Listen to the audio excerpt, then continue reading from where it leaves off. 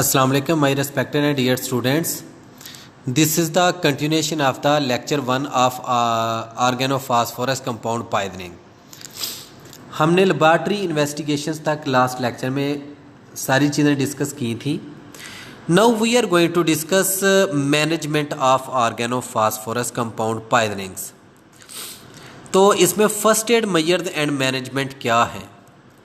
सबसे पहले तो टॉक्सिकोलॉजिकल जो पॉइजनिंग होती है उसका एक असूल है कि पर्सन को उस टॉक्सिक एनवायरनमेंट से दूर कर दिया जाए, या अगर वो केमिकल है तो उस केमिकल को as soon as possible remove किया जाए. अगर वो बॉडी के ऊपर लगा हुआ है तो बॉडी को साफ़ किया जाए.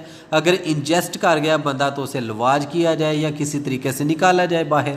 ठीक है ना. तो फर्स्ट ऑफ ऑल पॉइजन से दूर करना, chemical be removed as quickly as possible. Second आपने पढ़ा था कि इसमें जो है ना इफ़ेक्ट्स आते हैं कि पिन पॉइंट प्यूपल होती हैं और उसके बाद मस्करीनिक और निकोटिनिक इफेक्ट्स कंबाइन आते हैं. तो एट्रोपिन जो है ना ऐसे पेशेंट्स में हम एडमिनिस्टर करते हैं. Atropine to be an administered.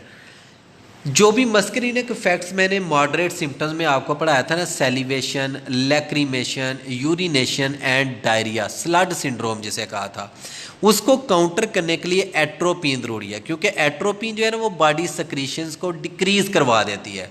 Salivation decrease हो जाएगी, लैक्रीमेशन डिक्रीज़ हो जाएगी, यूरिनेशन डिक्रीज़ हो जाएगी और डायरिया डिक्रीज़ होगा. सारी सक्रीशंस डिक्रीज़ होंगी. और एट्रोपिन देने से अगर ये सारी की सारी सिम्टम्स इंप्रूव होती हैं तो इसका मतलब है कि management is going to be okay. तो atropine to be administered, contaminated clothings to be removed, in skin contact area to be washed by soap and water. First aid personal should wear rubber और plastic gloves. जो बंदा treat कर रहा है उसे खुद भी रबर ग्लव्स और प्लास्टिक ग्लव्स पहनने चाहिए, अदरवाइज उसको भी लोकल कंटेमिनेशन हो सकती है. और अगर सिम्टम्स ज़्यादा सीवियर हैं, in acute respiratory failure keep airways open and prevent aspiration. वही ABC, एयरवे, ब्रीदिंग, सर्कुलेशन, इनको हमने मेंटेन करना है. फिर oxygen to be given in case of injection. Lavage should be done within 1 hour of injection. Gastric lavage और उसका gastric लवाज activated charcoal जो है ना वो विद इन 1 आवर जो है ना वो हेल्पफुल होती है. सबसे पहले पर्सन को रिमूव करना है फ्रॉम द टॉक्सिक केमिकल. ठीक है. अगर वो खेतों में काम कर उसे खेतों से दूर ले जाएं. अगर उसके लोकल एप्लीकेशन होगी या जिस्म के ऊपर है तो उसको साफ़ करें सोप और वाटर के साथ. अगर इंजेस्ट कर गया है तो आप उसका गैस्ट्रिक लवाज करें विद एक्टिवेटेड चारकोल. यानी कि by any mean any route जिसके थ्रू उसने उसको हमने उस पॉइजन से क्लियर करवाना होता है. Then we have to give the atropine. Atropine administered intravenous in doses of 1 to 2 milligram every 5 to 10 minutes until signs of atropinization. यानी कि 0.5 मिलीग्राम पर केजी बॉडी वेट के हिसाब से हमने एट्रोपिन देनी है और तब तक देनी है जब तक कि एट्रोपिनाइजेशन की सिम्टम्स हमें ना मिलना शुरू हो जाएं. वो एट्रोपिनाइजेशन की सिम्टम्स क्या हैं कि जो पीपल पिन पॉइंट थी वो डायलेट होना शुरू हो जाती हैं. सेलिवेशन जो बहुत ज़्यादा हो रही थी ड्राई माउथ होना शुरू हो जाए और ब्रोंकियल हाइपर सेक्रीशंस जो थी वो कम हो जाए और कंप्लीट रिवर्सल ऑफ सिम्टम्स अकर. तब तक हम एट्रोपिन उसे देते रहते हैं. इसे हम कहते हैं एट्रोपिनाइजेशन कि 0.5 मिलीग्राम पर केजी बॉडी वेट के हिसाब से हमने जो है एट्रोपिन देनी है या intravenous in dose of 1 to 2 milligram every 5 to 10 minutes हमने देनी है अनटिल द सिम्टम्स रिवर्स. और रिवर्सल ऑफ सिम्टम्स हमें कैसे पता चलेगा. एक तो प्यूपल्स डायलेट होना शुरू हो जाएंगी, सेलिवेशन, लैक्रीमेशन डिक्रीज हो जाएगी, यूरिनेशन और डायरिया भी पर्सन का सेटल होना शुरू हो जाएगा और ब्रोंकियल हाइपर सेक्रीशन भी कम हो जाएंगी, या फिर कंप्लीट रिवर्सल ऑफ सिम्टम्स तक हम इसे देते हैं. In very severe cases, bolus injections of more than 10 milligram may be necessary atropine must be continue to maintain atropinisation until patient recovers. Atropine तब तक देते रहते हैं जब तक पेशेंट रिकवर ना कर जाए। ठीक हो गया। तो इसमें फर्स्ट एड मैनेजमेंट में यही है कि सबसे पहले पर्सन को पॉइजनस केमिकल से आज़ाद करवाया जाए। अगर लोकल यानी कि एप्लीकेशन है उसकी तो उसको रिमूव किया जाए, कपड़ों को रिमूव कर दिया जाए, बॉडी को वाटर और सोप के साथ धो दिया जाए। अगर इंजेस्ट किया है तो उसका विदिन 1 आवर एक्टिवेटेड चारकोल से गैस्ट्रिक लवाज कर दिया जाए। ठीक है। अगर इनहेलेशन है तो हमने एयरवे, ब्रीदिंग और सर्कुलेशन को फौरी तौर पे मेंटेन करना है। और फिर हमने सिम्टम्स को रिवर्स करने के लिए एट्रोपिन चैलेंज देना है, एट्रोपिनाइजेशन करनी है। 1 to 2 milligram every 5 to 10 minutes हमने देते रहना until the symptoms of organophosphorus compounds reverse. ठीक हो गया। ये इसकी ट्रीटमेंट है। कंट्राथायोन और pralidoxime, it is most effective if administered immediately और विद इन 24 आवर्स। प्रेलिडॉक्सिम भी इसका है antidote. 1 to 2 grams in infusion of 100 ml saline over 15 to 20 minutes. Injection speed should not exceed 200 milligram per minute. After 1 hour, second dose is required. Maximum dose of 12 gram in 24 hours has been suggested. In children 20 to 60 milligram पर kg body weight is suggested. आप सिर्फ अपने इस level तक याद रखें कि हमने एट्रोपिनाइजेशन कैसे करनी है। और दूसरा एंटीडोट इसका क्या है, प्रेलिडॉक्सिम है इसका antidote. Second antidote is the pralidoxime. Diazepam हम देते हैं to relieve the anxiety of the patient. 5 to 10 milligram by slow IV over 3 minutes may be repeated every 10 to 15 minutes, maximum 30 milligram to control convergence. ठीक हो गया।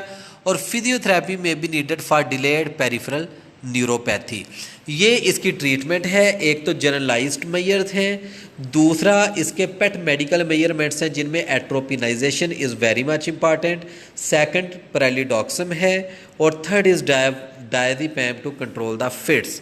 और physiotherapy है जो delayed neuropathy आ सकती है, उसके लिए फिजियोथेरेपी इज़ मस्ट। लेकिन अगर पर्सन डाई हो जाता, मर जाता है इन ऑर्गेनोफॉस्फोरस कंपाउंड पॉइजनिंग से, तो क्या है पोस्टमार्टम फाइंडिंग्स क्या होंगी। Externally cyanosis is present. Internally क्या होगा, गार्लिक लाइक और kerosene like smell from the stomach आएगी। पल्मोनरी एडिमा आपको मिलेगा, पर्टिकुलर हेमरेजेस मिलेगी। Organophosphorus can be detected in highly decomposed bodies. Okay. Complications क्या हो सकती हैं, इंटरमीडिएट सिंड्रोम इसे कहते हैं, जो कि begin 24 to 96 hours after the poisoning and after the resolution of a cholinergic phase, last for 5 to 32 days.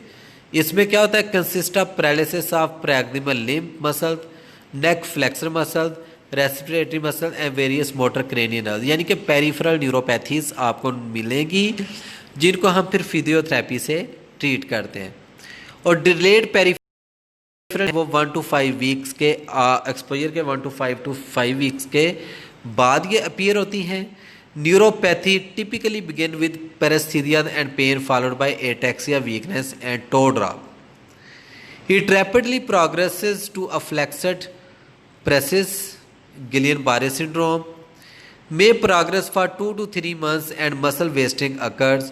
Recovery of motor function occurred in reverse order in which the functions were lost.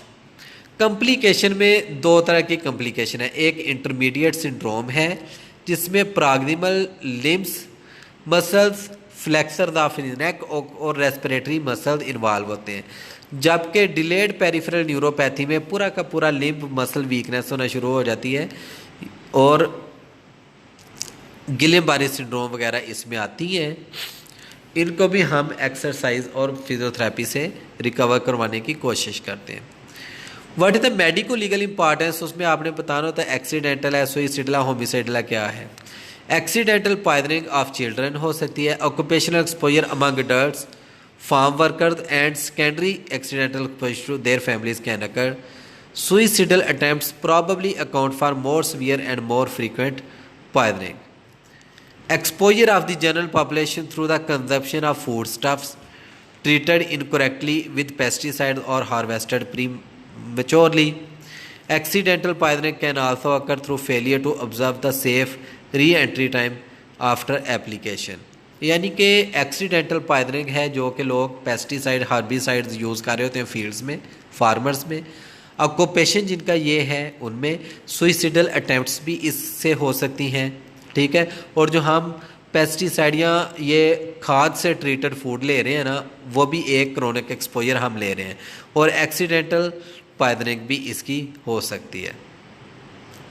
Occupationally expose populations कौन सी हैं? उनमें factory worker हैं जहाँ पे ये synthesise हो रही हैं, फिर worker involve in formulating and dispensing pesticides उनमें हो सकती हैं, जो स्प्रे कर रहे हैं लोग उनमें हो सकती हैं, क्रॉप हार्वेस्टर्स में हो सकती हैं, पब्लिक हेल्थ में ठीक हो सकती हैं, और हेल्थ वर्कर्स में जो कि इसको हैंडल कर रहे हैं, इसको ट्रीट करने के लिए, उनमें एज सच भी यानी कि लोकल डर्माटोलॉजिकल मैनिफेस्टेशंस हो सकती हैं। एनवायरमेंटल रिस्क क्या हैं? 3 routes of entry in water resources. Industrial waste में seepage from bury toxic waste into water supply, contamination of running water directly. ये कार्सिनोजेनिक हैं, ट्रेटोजेनिक हैं और म्यूटाजेनिक हैं। एनवायरमेंटल रिस्क फैक्टर्स में क्या है? ये कार्सिनोजेनिक हैं, ट्रेटोजेनिक हैं और म्यूटाजेनिक हैं। तो ये पढ़ा हमने इसकी मैनेजमेंट में। सबसे पहले हमने पढ़ा कि इसकी जनरलाइज्ड मैनेजमेंट है कि remove the person from the source. उसके बाद स्पेसिफिक मेडिकल मैनेजमेंट है जिसमें हमने एयरवे, ब्रीदिंग, सर्कुलेशन सभी को मेंटेन करना है, एट्रोपिनाइजेशन करनी है और एंटीडोट पैरालिडॉक्सिम देना है हमने, ठीक हो गया। उसके बाद हमने इसकी कॉम्प्लिकेशंस पढ़ी कि जिसमें इंटरमीडिएट सिंड्रोम है और डिलेड पेरिफेरल न्यूरोपैथी है। फिर हमने इसकी मेडिको लीगल इंपॉर्टेंस पढ़ी, ठीक हो गया, ये चीज़ें पढ़ी। और उसके बाद हमने एनवायरमेंटल रिस्क फैक्टर्स पढ़े जिसमें ये कार्सिनोजेनिक भी है, ट्रेटोजेनिक भी है और म्यूटाजेनिक भी है। तो ये है ऑर्गेनोफॉस्फोरस कंपाउंड्स की हिस्ट्री और उनकी ट्रीटमेंट। इसको आपने बहुत अच्छे तरीके से याद करना है। Thank you very much.